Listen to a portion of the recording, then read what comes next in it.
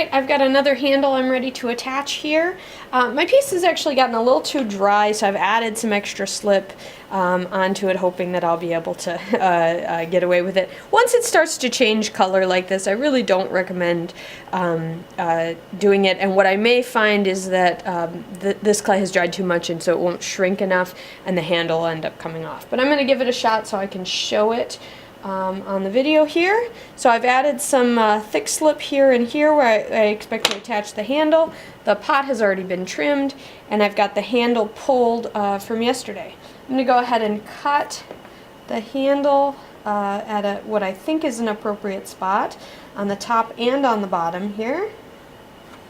Let's see, I've done that there. And then I'll just have to measure and make sure that that is an appropriate size. Looks like I've underestimated the size of my handle here. And so what I think I'll actually do is make my handle a little bit smaller to match what I've got on the pot there. Notice I've changed the angle a little bit on how I've done this. And now, though I don't quite match what I have originally planned there for scoring, I'm able to bend the handle a little bit because it's still soft. I'm not leaving a lot of marks on it because it's drier than wet. It's not quite leather hard, it's still soft, but it's not so wet that I'm leaving fingerprints. So I'm going to score up these edges. Here I'm going to score a little bit lower. Like I said, I underestimated where I was on that.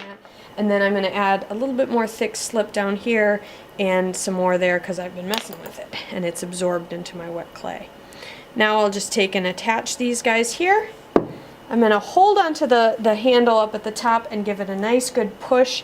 That pressure there will help keep that seam strong.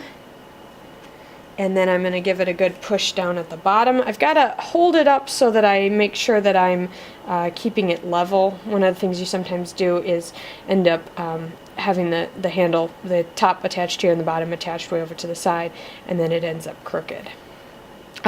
Looks like I've got plenty of room in here. Remember that the clay is going to shrink, and so plenty of room now is going to be less room later, and I've also got small hands, and so if I want this to be useful for somebody with bigger hands, it's particularly important that I have it be a little bit larger there. So I'm going to just use the rubber tip tool a little bit in here to smooth away that edge. I can leave that slip sticking out, or what I sometimes do, and I'll show on this one, is I can add a real small coil of clay around that seam. Around that edge, the extra slip is going to help that stick into there, and I don't want to leave it visible like that, so I'll use the rib or I'll use my finger to get in there and smooth that away.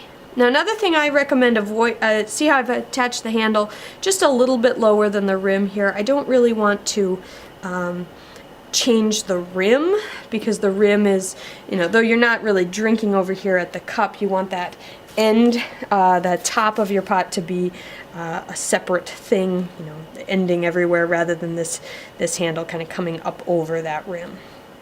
So I'm using my hands and the rib. Now remember, the clay up here is real wet, so what I'll do before the clay up here on the cup is real dry. The clay down below and the clay in the handle is more wet, and so I'm going to spray this with some water and then try to allow it to dry nice and slowly.